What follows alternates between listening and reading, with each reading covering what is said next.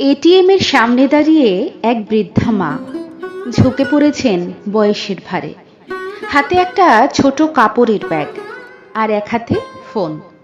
ব্যাগের ভেতর কিছু কাগজপত্র উকি দিচ্ছে। আমি ঢুকতে যাচ্ছি এটিএম রুমে, হঠাৎ বৃদ্ধা টেনে ধরলেন হাতটা। বাবা, তুমি টাকা তুলবে? ভাবলাম গেল বোধহয় কিছু। বললাম, বলুন কি চাই।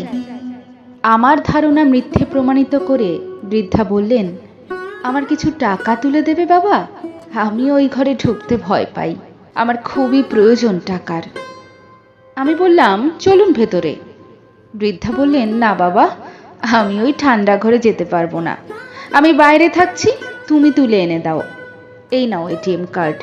টাকা তোলার নাম্বারটা হলো 1212।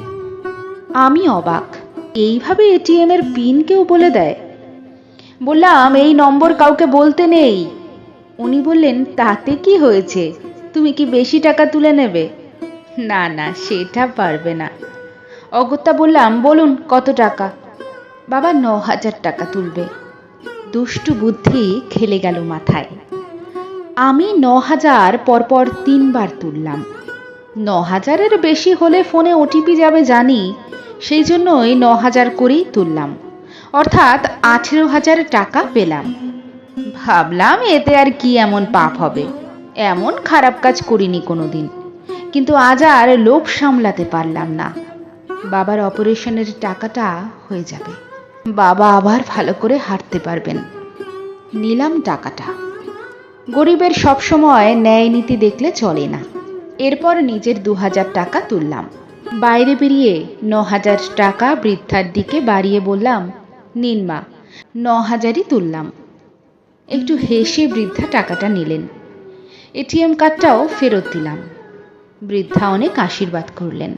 তারপর বললেন, এতগুলো টাকা নিয়ে যাব, আমার বড় ভয় হচ্ছে, একটু সাথে যাবে বাবা? তুমি তো বাস থেকে নামলে দেখলাম, তোমার তো গাড়ি নেই। ওই সামনের বোসপাড়ার বোধোদয় ক্লাবের ওপরের তালায় আমি থাকি, নিচটা ছেড়ে দিয়েছি ক্লাব করার জন্য। অনেকদিন ধরেই বলছিল ছেলেগুলো, অনেক ছেলে থাকে ক্লাবে সব সময়, ওরাই তো আমায় দেখে অসময়, একা মানুষ, এত বড় বাড়ি, ওখানে পৌঁছে দিলেই হবে। ওই যে টোটোটা যাচ্ছে, ডাকো ওটাকে। উঠে বসলাম টোটোতে। বৃদ্ধা খুঁটিয়ে সব জিজ্ঞেস করতে লাগলেন। বললাম, একটি বেসরকারি কোম্পানির কর্মচারী আমি, মাইনে তো আর বেশি পাই না, বিয়ে করেছি, একটি ছেলেও আছে, ওকে স্কুলে ভর্তি করব এবার। বাবা অসুস্থ, প্রায় হাসপাতালে নিয়ে যেতে হয়, স্নায়ুর গোলমাল, কলকাতা নিয়ে গিয়ে অপারেশন করালে সারবে। এখন হাঁটতে পারে না, অপারেশন হলে হাঁটতে পারবে, কিন্তু 20,000 টাকা খরচ, কোথায় পাবো?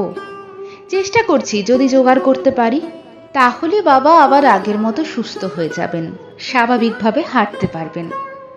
এসে গেছি ওনার বাড়ির কাছে। আমি বললাম, আমি তাহলে আসি মা। বৃদ্ধা মা কিন্তু ছাড়লেন না, বললেন, তা কি হয় বাবা, আমার বাড়িতে এসে একটু মিষ্টি মুখ না করে চলে যাবে? চলো ওপরে। নিচে সিঁড়ির পাশে ক্লাব ঘর, ক্লাব ভর্তি ছেলে, সবাই দেখছে আমাদের। সিঁড়ি দিয়ে উঠে গেলাম। একটি মেয়ে দরজা খুলে দিল। তবে যে বললেন একা থাকি। বৃদ্ধা মা বললেন, ও কমলি, কথা বলতে পারে না, তবে শুনতে পায়। আমার রান্না বান্না থেকে সব ওই করে, শুধু টাকা তোলার কাজটা পারে না। বিরাট বড় বাড়ি। সামনের ঘরে আমাকে বসতে দিয়ে ভেতরে ঢুকে গেলেন বৃদ্ধা। ভাবলাম পালিয়ে যাই, কিন্তু তার হলো না। বৃদ্ধা মা ইশারা করতেই কমলি মিষ্টি এনে দিল, অনেকগুলো মিষ্টি, সাথে কয়েকটা কাজু কিশমিশ। তাড়াতাড়ি খেয়ে ফেললাম। আমি তাড়াতাড়ি পালিয়ে যেতে পারলেই যেন বাঁচি। বললাম, আমি আসি মা এবার। বৃদ্ধা বললেন, একটু দাঁড়াও বাবা, আমি এক্ষুনি আসছি, বলে আবার ঢুকে গেলেন ভেতরে। বৃদ্ধা যখন ফিরে এলেন তখন ওনার হাতে 2,000 টাকা। বললেন, বাবা এটা নাও। আমি বললাম, এটা আবার কেন দিচ্ছেন? আমি আপনাকে টাকা তুলতে একটু সাহায্য করেছি মাত্র, তার জন্য আবার টাকা কেন? আমাকে অবাক করে দিয়ে বৃদ্ধা বললেন, ওই যে তোমার বাবার অপারেশন করাতে 20,000 খরচ বললে, তোমার কাছে তো 18,000 আছে, এই 2,000 টাকা নিলে তো হয়ে যাবে।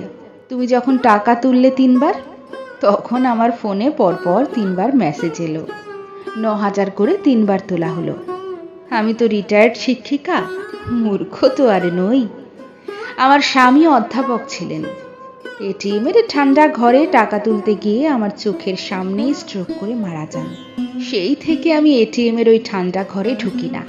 তারপর থেকে এটিএমই যাই না। ওখানে ঢুকলে আমার মন খারাপ হয়ে যায়। মনে হয় এ যেন সেই ঠান্ডা ঘর যেখানে চিরঘুমে ঢলে পড়েছিল আমার প্রাণ বন্ধু। তোমাকে বাড়িতে এনেছিলাম টাকাটা ফেরত নেব বলে। ক্লাবের ছেলেদের বললে ওরাই টাকাটা আদায় করে দিত তোমার কাছ থেকে। কিন্তু তোমার চুরির উদ্দেশ্য শুনে বুঝলাম তুমি চোর নও, ভীষণ ভালোবাসো তোমার বাবাকে। যে সন্তান চুরি করে বাবার চিকিৎসার জন্য, সে তো চোর নয় বাবা, সে এক অসহায় অসমর্থ সন্তান, যে ইচ্ছে করলেই বাবার চিকিৎসা করাতে পারে না। আমি নতজানু হয়ে বৃদ্ধা মায়ের পায়ের কাছে ব্যাংক থেকে নেওয়া টাকাগুলো রেখে পা দুটো জড়িয়ে ধরে বললাম, আমাকে ক্ষমা করে দিন মা, আর কখনো এমন করব না। উনি আমাকে তুলে বুকে জড়িয়ে ধরলেন। আমার 2 চোখ দিয়ে গড়িয়ে পড়তে লাগলো জল। চোখের জল মুছিয়ে দিয়ে উনি বললেন, যাও বাবাকে সুস্থ করে তোলো, আরো টাকা লাগলে বলো। এক করুণাময়ী নারীর মাতৃস্নেহে স্নান করে শপথ নিলাম, জীবনে আর কোনো দিন অন্যায় করব না। পাপ চাপা থাকে না।